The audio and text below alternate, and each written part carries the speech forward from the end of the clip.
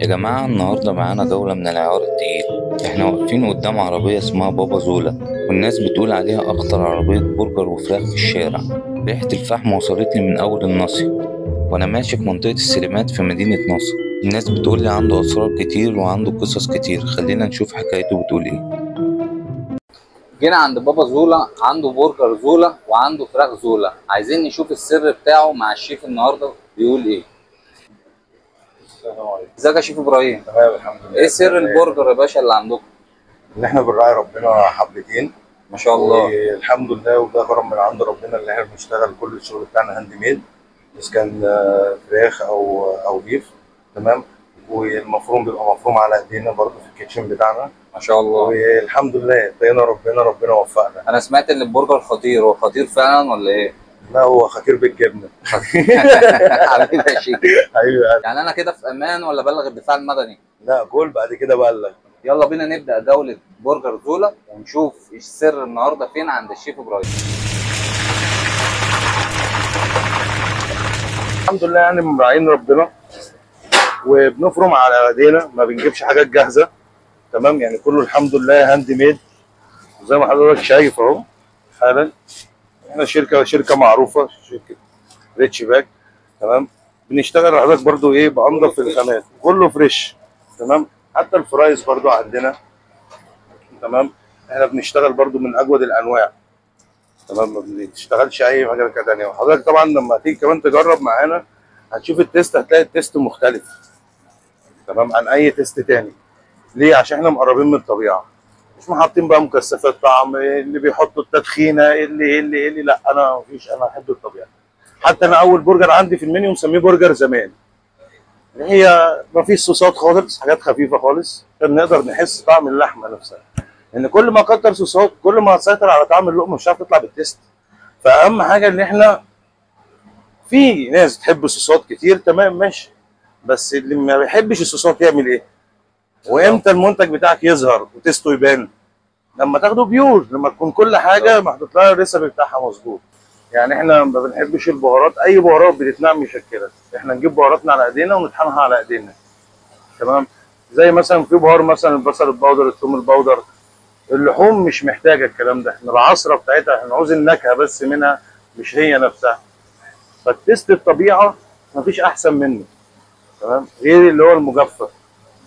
وانتوا جربوا وقولوا لي. انا كنت شغال في احدى الفنادق بعمل عيش التورتيلا. تمام. فانا كنت دايما احب اكل فيه كفته، اكل فيه ستريبس، اكل فيه هوت دوج مكسيكان، هوت دوج شاورما. بحسها افضل، يعني الخبزه نفسها واللقمه نفسها لما بتتستر بتبقى اطعم من العيش السوري. العيش السوري انا بحس اللي هو احيانا بيقلب معاهم، تلاقيه عامل زي السمبوسه، مفقفق كده وشارب زيت كتير. طب قول لي ايه اكتر سندوتش بيخلي الناس تقف توبير عندك؟ اول ما البرجر بينزل على الفحم اه. يعمل ازعرينه فخفخينه، هوبا فوق، الدخانه تلفت، الناس تشم تلاقيهم جايين طوابير طوابير طوابير طوابير طوابير. يا كل دي توابير بتيجي؟ الله يعينك بقى عليهم، زي ما انت جيت اهو. ايوه شفت يا الدنيا. شيف. طب السندوتشات اللي عندك كده قول لنا المنيو عندك الدنيا بتقول ايه؟ بص، انا عامل قسمين، قسم البيف وقسم التشيكن. البيف عامل فيه برجر زمان. تمام. هو طبعا احنا شغالين ببلدي، واهم حاجه اللي احنا بنختار الماتيريال اللي بنشتغل بيه. يعني احنا اشتغلنا هاند ميد لان ما لقيناش حاجه في السوق تقدر توصل التيست اللي احنا عايزين نوصله للجمهور. تمام. فالحمد لله ربنا وفقنا وعملنا كيتشن، بنا نعمل الشغل بتاعنا هاند ميد. ان شاء الله اللي هو تشيكن بنعمله فرايد تشيكن. تمام. وبالنسبه للبيف بتبقى على فرمات برضو على ايدينا برضو، فده توفيق من عند ربنا. والتيست احنا عاملين تيست مختلف شويه عن السوق، اللي هو فيه حاجات طبيعيه شويه بعيد عن البودر. زي ما انتم عارفين بصل بودر، توم بودر، بقت حياتنا كلها بودر. فانا لا، يعني ايوه. اختلفنا عن الكلام ده، رجعنا للطبيعه تاني والاصل الطبخ واصل التيست. ما شاء الله. طريقتنا الحمد لله بنجيبها احنا وبنفرمها على ايدينا. خضارنا بنجيبه فريش. والحمد لله كل حاجه من الطبيعه، يعني حتى البهار اللي احنا بنحطه مفيش حاجه ميكسات او مخلطه. تمام. هما دايما عشان عمالين يقولوا اللي بيدوق من عندك بيرجع لك تاني وتالت. ده الطعم ما شاء اللي انت الله. ما تقدرش تنساه. بسم الله ما وهو شاء ده. الله عليك. اعتبرني بقى اول واحد واقف في الطابور، بقى هتدوقني ايه النهارده؟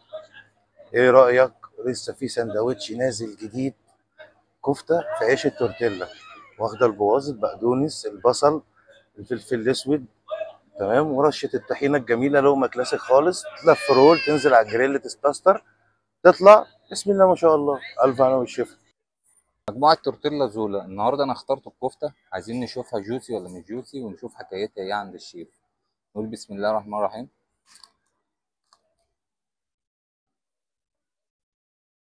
بيرفكت ما شاء الله، طعمها حلو وحدقها حلو ومفيهاش ملح كتير ما شاء الله.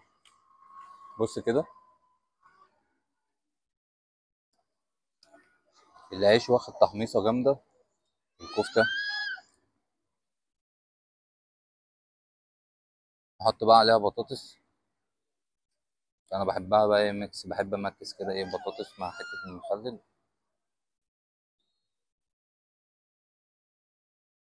بسم الله. الله ينور عليك يا زولا، تسلم إيدك. عن نفسي انا هرجع تاني، واللي مجربش بابا زولا لسه محروم من السعادة. بابا زولا الاكل الحلو مش محتاج مطعم كبير. لو عجبكم المحتوى ما تنسوش تدعموني بلايك واشتراك، واكتبولي في الكومنتات تحبوا اجرب ايه المرة الجاية.